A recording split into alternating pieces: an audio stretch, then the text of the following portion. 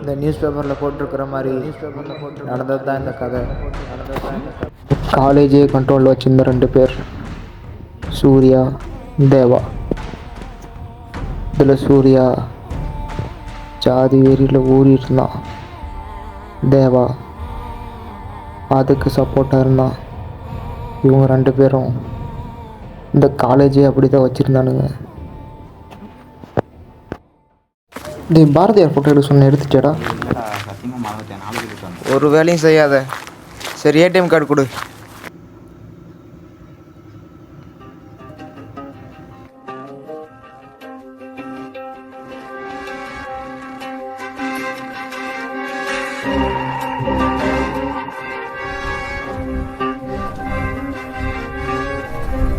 மச்சான், யாரா இவனுக்கு வந்து மலமாடு மாதிரி வச்சுட்டு போகிறானுங்க? சும்மா ஏடிஎம் கார்டு கொடு. வந்த வேலையை மாறிடுச்சு.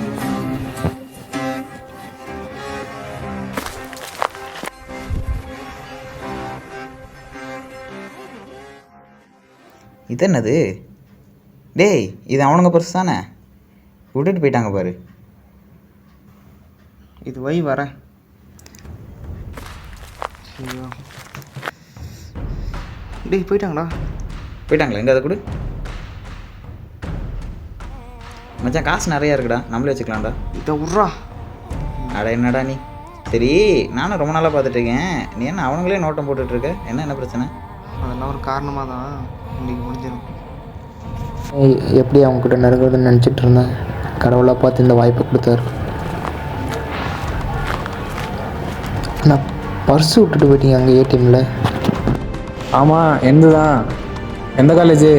நான் இங்கே முன்னாடி இருக்கேன். அந்த காலேஜ் தானே? ஃபஸ்ட் இயரா? வா, நம்ம ஜூனியர் பையன் உட்காரு, சாப்பிட்டு பேசுவோம். பார்த்த 5 செகண்டில் நான் அவங்க கூட க்ளோஸ் ஆகிட்டேன். 3 நாளில் அவங்க உயிரை நான் மாறிட்டேன்.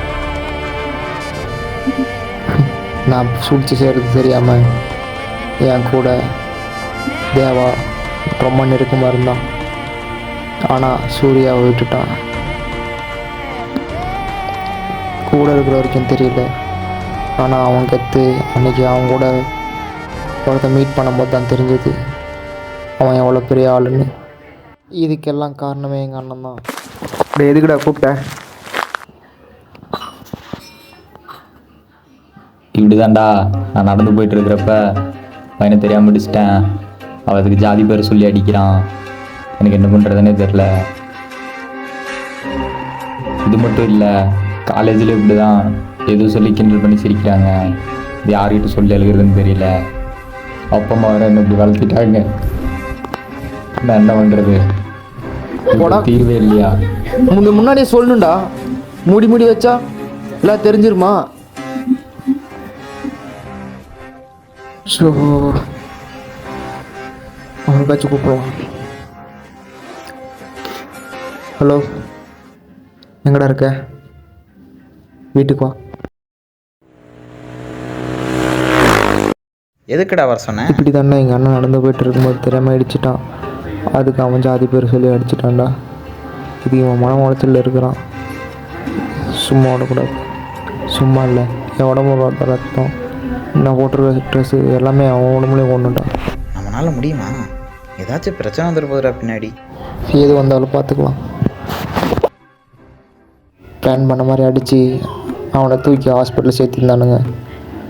சூர்யா என்னை கால் பண்ணி வர சொன்னான். நானும் போனேன். பிளட் கொடுக்கணும்னு சொன்னான். அண்ணனுக்கு பிளட் கொடுக்கணும்டா. உன்னோட என்ன பிளட் குரூப்பு?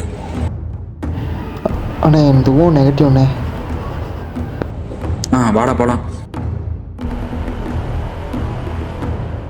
நான் போட்ட பிளான் மாதிரி என் ரத்தம் உடம்புல ஏறிடுச்சு.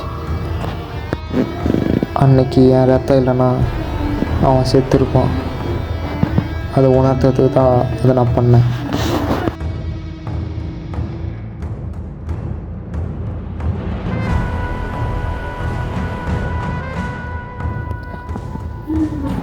அண்ணே, பிளட் கொடுத்துட்டேண்ணே. கொடுத்துட்டியாடா தம்பி? நான் பிளட் கொடுத்து போனேன் 1/2 மணி நேரத்தில் யாரோ சூர்யாவுக்கு கால் பண்ணி நானும் வந்து ஸ்லம் பையன் தான் சொல்லிட்டான். இருக்குது. அவனும் அந்த ஸ்லம்மில் சேர்ந்த ஆடுதான்டா. என்னை பற்றி எல்லா விஷயத்தையும் சூர்யா தேவாட்ட சொல்லிட்டான். என்ன சொல்கிற? இவ்வளோ நாள் நமக்கு இது தெரியாமல் போச்சு. அவனுக்கு ரத்தம் வரைக்கும் இப்போ உடம்புல கலந்துடுச்சு. சை, நான் வளர்ந்த வளர்ப்புக்கு எங்கள் அப்பாக்கெல்லாம் தெரிஞ்சா நினச்சாலே கேவலமாக இருக்குடா. சை மச்சான் மச்சான், நம்ம நினச்ச மாதிரி நடந்துருச்சுடா. என்னம்மா தாங்க அப்பா. நான் சொன்ன மாதிரி என் ரத்தம், நான் போடுகிற ட்ரெஸ்ஸு, நான் கொடுக்குற சாப்பாடு எல்லாமே என் உடம்புல இருக்குடா. நம்ம ஜெயிச்சிட்டோம்டா. அவனால் ஒன்றுமே 1 மணி நேரத்தில் என்னை தேடி 2 பேரும் வந்துட்டானுங்க.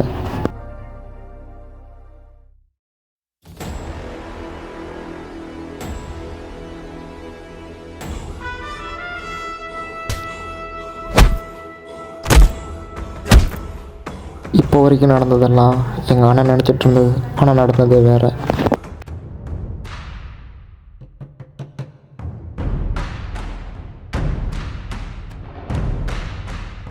எங்கள் 2 பேர் மேலே இருந்த கோபத்தை நாங்கள் 2 பேரும் அடிச்சுட்டு சாப்பான்னு நினச்சிட்டு எங்கள் அண்ணன் இந்த மாதிரி பிளான் போட்டான். ஆனால் தேவா அந்த மாதிரி ஆள் கிடையாது. இந்த ட்ரஸ்ட்டுக்கெலாம் சாப்பாடு கொடுத்தாச்சா? அதுக்கப்புறம் நம்ம இந்த ஸ்லம் ஏரியா பசங்களுக்கு ஒரு 10 பேருக்கு ஃபீஸ் கட்டுறதா சொல்லியிருந்தோம். அதுக்கு ஜிபே பண்ணிடுங்க. அண்ணன் நினச்ச மாதிரி நடக்காமல் நான் நினச்ச மாதிரி நடந்தது.